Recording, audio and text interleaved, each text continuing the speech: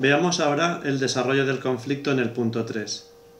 En el verano de 1914, una nueva crisis en los Balcanes sacudió Europa, aunque pocos eran conscientes de qué iba a significar el inicio de aquella Primera Guerra Mundial. Sus coetáneos la llamaron la Gran Guerra, porque alcanzó unas proporciones desconocidas hasta el momento. El estallido del conflicto. Punto 3.1. El 28 de junio fue asesinado en Sarajevo, capital de Bosnia, que era un territorio eslavo ocupado por el Imperio Austrohúngaro, el heredero de la corona austriaca, el archiduque Francisco Fernando, junto a su mujer. El atentado fue realizado por un estudiante bosnio al que se relacionaba con los grupos nacionalistas serbios. Como consecuencia de esta acción, y animada por Alemania, Austria decidió anexionarse Serbia, acusada de organizar el atentado, y le declaró la guerra, esperando que el resto de las potencias se mantendrían neutrales. Pero no fue así, ya que a partir de ese momento se puso en marcha el juego de alianzas entre potencias, y en una semana toda Europa entró en guerra. En efecto, Rusia, sin consultar a su aliado francés, pero convencida de su apoyo, se puso al lado de Serbia y declaró la guerra a Austria. A su vez, Alemania, que es aliada de Austria, declaró la guerra a Rusia y a Francia. La invasión de los ejércitos alemanes sobre la neutral Bélgica hizo que Gran Bretaña interviniera en el conflicto al lado de sus aliados rusos y franceses, y declarara la guerra a Austria y Alemania. Solo Italia se mantuvo en un principio neutral, a pesar de ser aliada de los austríacos y de los alemanes. El estallido de la guerra fue acogido con más estupor que entusiasmo por la mayoría de la población. Una buena parte de la clase trabajadora, impregnada de ideas socialistas, era claramente pacifista y contraria a la guerra. Pero la rapidez con la que se desencadenó el conflicto y la convicción en cada país de que los responsables eran los adversarios, alentó la movilización de los ciudadanos para acudir a los frentes de guerra y estimuló la unión de todas las fuerzas políticas en las denominadas uniones sagradas, con el objetivo de dar a los gobiernos el apoyo necesario para hacer frente a la guerra. Los que se opusieron a esa oleada de entusiasmo bélico y patriótico fueron duramente perseguidos y castigados. 3.2. Guerra de movimientos y guerra de trincheras. En el momento en que se inició la guerra, en agosto de 1914, Alemania y Austria-Hungría, que eran los imperios centrales, gozaban de importantes ventajas. Tenían ejércitos poderosos y comunicaciones fáciles, frente a sus enemigos que estaban territorialmente dispersos. Pero la necesidad de mantener la guerra en dos frentes, que eran el franco-británico y el ruso, les obligaba a obtener una victoria rápida. Sin embargo, en caso de conflicto largo, franceses y británicos podrían utilizar el bloqueo naval para aislarlos y lograrían movilizar a las fuerzas coloniales dispersas en sus amplios imperios ultramarinos. El plan alemán, el llamado el Plan Schlieffen, preveía un ataque rápido contra Francia, entrando por Bélgica y Luxemburgo. En 6 semanas, Francia habría de capitular y los imperios centrales podrían dedicar todo su esfuerzo al frente ruso. Al principio, las previsiones se cumplieron. Los franceses intentaron atacar a Alemania por Alsacia, pero a los pocos días tuvieron que retroceder ya derrotados.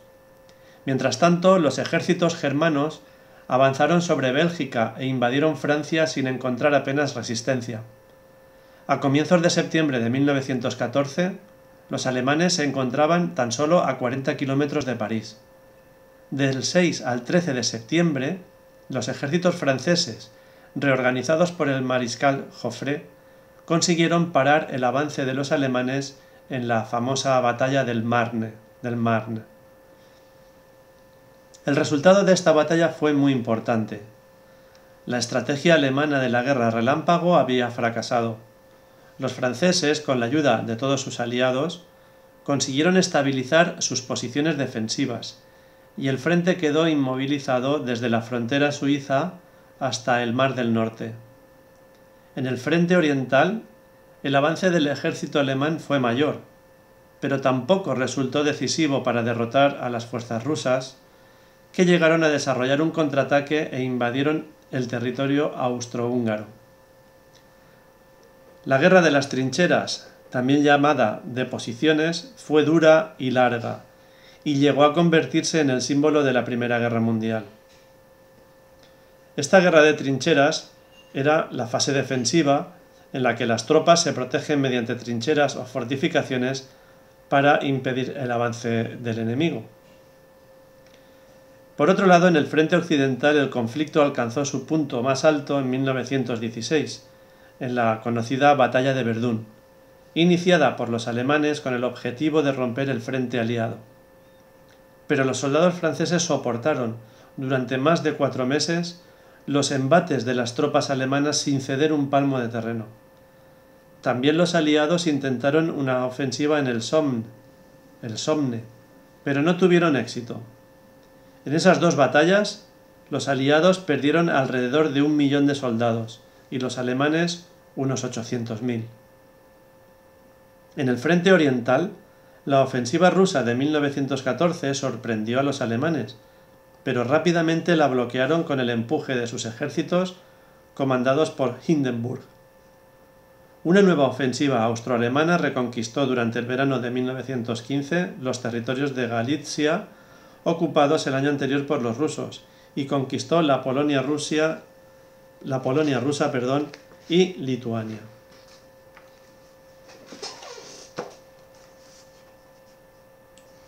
.3 La mundialización del conflicto. Ante la situación de colapso, especialmente en el frente oeste, los contendientes intentaron llevar la guerra a nuevos campos de batalla. En mayo de 1915, la intervención de Italia al lado de los aliados abrió un nuevo frente para Austria-Hungría, que conseguiría, después de 2 años de duros combates, una importante victoria en Caporetto, en noviembre de 1917.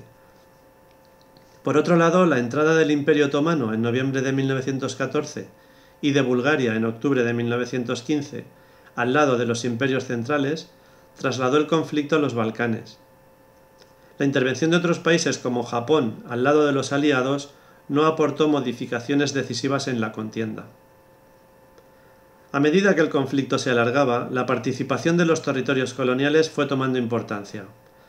Tropas coloniales y de voluntarios participaron en los combates al lado de cada bando.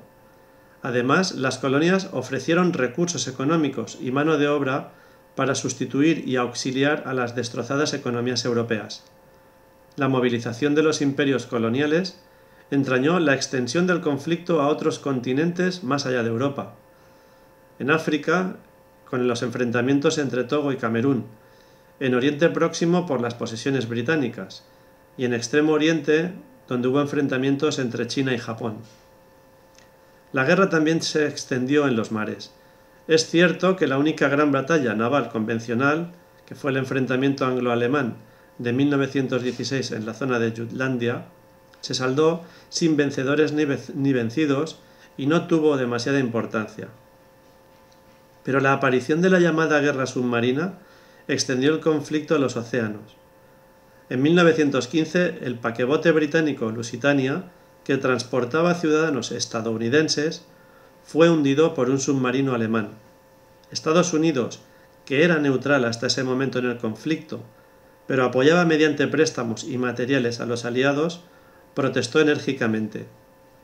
En 1917, Alemania declaró que todos los barcos que se dirigieran a puertos británicos serían atacados. La guerra submarina y el ataque a barcos estadounidenses fueron un hecho decisivo para el curso y el desenlace de la guerra. En abril de 1917, el presidente estadounidense Wilson anunció la entrada de Estados Unidos en el conflicto junto a los aliados, declarando la guerra a los imperios centrales. 2 millones de soldados americanos fueron enviados a combatir en Europa, y toda la potencia industrial estadounidense se puso al servicio de la guerra y de los aliados. El efecto de la entrada de Estados Unidos explica el vuelco que experimentó el conflicto en el año 1918, cuando los imperios centrales ya no pudieron resistir este embate de los aliados. Veamos el 3-4, un nuevo tipo de guerra. La Gran Guerra fue también un conflicto de nuevo tipo por la movilización de todos los recursos y por la implicación del conjunto de la población, tanto civil como militar. En primer lugar, el avance de los ejércitos en 1914, tanto en Bélgica y en el nordeste de Francia, como en Prusia, Rusia y Serbia, provocó el éxodo de millones de civiles ante el pavor al saqueo, la destrucción o las represalias, y dio origen a uno de los primeros grandes movimientos de refugiados motivado por un conflicto bélico en un mundo contemporáneo. Asimismo, el nuevo tipo de ejército nacional que surge con las revoluciones del siglo XIX implicó la participación no ya de mercenarios o voluntarios, sino del grueso de la población civil masculina en edad militar, y por tanto los desastres de la guerra golpearon de forma generalizada a la población. La utilización por primera vez de la propaganda permitió movilizar a la opinión pública de cada bando, usando la exaltación de la patria y el odio al enemigo como forma de comprometer a toda la población en el conflicto. Desde el punto de vista económico, los gobiernos instauraron verdaderas economías de guerra, con una fuerte intervención del Estado. Las factorías debían funcionar a pleno rendimiento en la fabricación de armas y de cualquier queja por parte del empresario se consideraba una traición. La población femenina y aquella masculina que no había sido reclutada fueron incorporadas a esta producción. Pero evidentemente la guerra había que pagarla, y los gobiernos aliados pidieron préstamos, especialmente a Estados Unidos, que era la potencia más rica en aquellos años. De la crisis de 1917 al fin de la guerra, correspondiente al punto 3.5 del tema. Por un lado, en 1917, un sentimiento de desengaño y frustración recorrió Europa. La guerra parecía interminable, la vida en el frente insoportable para los combatientes. El hambre y la miseria se adueñaban de la retaguardia, y el entusiasmo patriótico de los primeros momentos del conflicto fue desapareciendo. Las protestas, por tanto, se generalizaron. Huelgas en Gran Bretaña, Francia e Italia, críticas a la mala gestión de los estados mayores del ejército y motines y deserciones en el frente. Por otro lado, el estallido, también en 1917, de la Revolución Rusa y la subida de los bolcheviques al poder provocaron un enorme cambio en la situación. El nuevo gobierno soviético pidió un armisticio y abandonó la contienda firmando este abandono en marzo de 1918, mediante el Tratado de Brest-Litovsk con los imperios centrales. Así, Rusia abandonó Ucrania, Polonia, Finlandia, Estonia, Letonia, Lituania y Bielorrusia, y cedió Besarabia a Rumanía y una parte de Armenia a Turquía. En el año 1918 se produjo el desenlace definitivo del conflicto. En el frente de los Balcanes, entre septiembre y octubre de 1918, británicos, franceses e italianos derrotaron respectivamente a turcos, búlgaros y austriacos. El Imperio Otomano y después el austrohúngaro pidieron armisticios y los combates cesaron en todas las fronteras del este. Los checos anunciaron su intención de formar un estado propio y Hungría rompió todos sus vínculos con Austria, mientras los croatas proclamaban su independencia. Por fin, el 3 de noviembre, el imperio austriaco se rindió y su emperador abdicó. En el frente oeste, los alemanes aprovecharon la retirada rusa para iniciar una serie de ofensivas en Flandes y la Champaña. Pero los aliados reorganizaron sus ejércitos bajo un mando único y, fortalecidos por la ayuda de los Estados Unidos, obtuvieron una decisiva victoria en la zona del Marne que forzó la retirada del ejército alemán. A partir de septiembre, el Reich empezó a hundirse, La marina se amotinó en Kiel y una revolución inspirada en el modelo ruso estalló en todo el país. Guillermo II abdicó el 9 de noviembre de 1918. Se proclamó la República y el nuevo gobierno, en manos del Partido Socialdemócrata Alemán, firmó el armisticio el día 11.